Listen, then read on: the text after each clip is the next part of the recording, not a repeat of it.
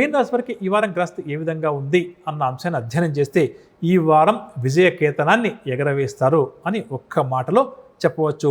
ఆర్థిక పరంగా ఎదురయ్యే ఇబ్బందులను అధిగమించి పొదుపు కూడా చేస్తారు. అంటే ఏంటి, వీరికి ఆదాయం బాగుంటుంది, ఆర్థిక పరంగా ఎదురయ్యే ఇబ్బందులన్నీ కూడా తొలగిపోతాయి అని చెప్పవచ్చు. అనుకున్న కార్యక్రమాల్లో కొంతకాలంగా ఉన్న ప్రతిష్టంభన ఏదైతే ఉందో అది తొలగి వేగం పుంజుకుంటుంది. సోదరులు సోదరిమణులతో మనస్పర్ధ లాంటివి ఏదైనా ఉంటే తొలగిపోతాయి. కాంట్రాక్ట్ రంగం వారు ఎట్టకేలకు కాంట్రాక్టులు సాధిస్తారు. బంధువులు స్నేహితుల యొక్క సహాయ సహకారాలు కూడా ఈ వారం వీరికి అంతాయి.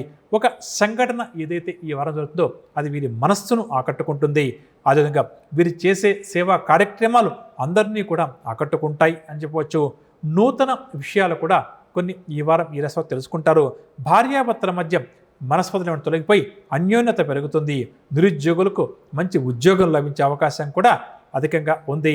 వివాహాది వేడుకలకు సంబంధించి కొన్ని కీలక నిర్ణయాలు కూడా ఈ వారం మీరు తీసుకుంటారు.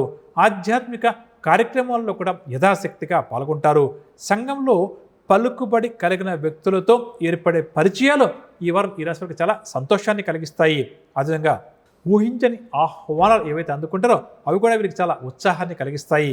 వృత్తి ఉద్యోగ వ్యాపారస్తులు ఈ వారం అనుకున్న లక్ష్యాలు అతి సులువుగా సాధిస్తారు.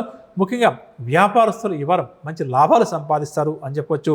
కళారంగం వారు, పారిశ్రామికతలకు శుభ సందేశాలు అధికంగా అందుతాయి. ఐటీ రంగం వారు, వ్యవసాయదారులకు చాలా ఉత్సాహంగా గడుస్తుంది.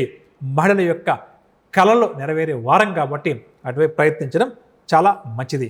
ఇక మొత్తం మీద ఈ వారాన్ని ఒకసారి మనము పరిశీలన చేస్తే వారం మధ్యలో ఆరోగ్యం కొంత ఇబ్బంది పెట్టే అవకాశం ఉంది. ప్రయాణాలు కూడా చేయాల్సి వస్తుంది. కొన్ని రకాల ఒత్తిడిలకు కూడా లోను కావాల్సి వస్తుంది.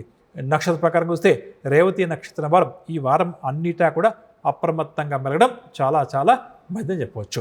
పరిహార విషయానికి వస్తే ప్రతినిత్యం కూడా విష్ణు సహస్రనామ స్తోత్రాన్ని పారాయణం చేయడం, శ్రీ వెంకటేశ్వర స్వామి వారి యొక్క నామస్మరణ చేస్తూ ముందుకు సాగడం ఈ రాశి వారికి శ్రీరామ రాశిగా చెప్పవచ్చు.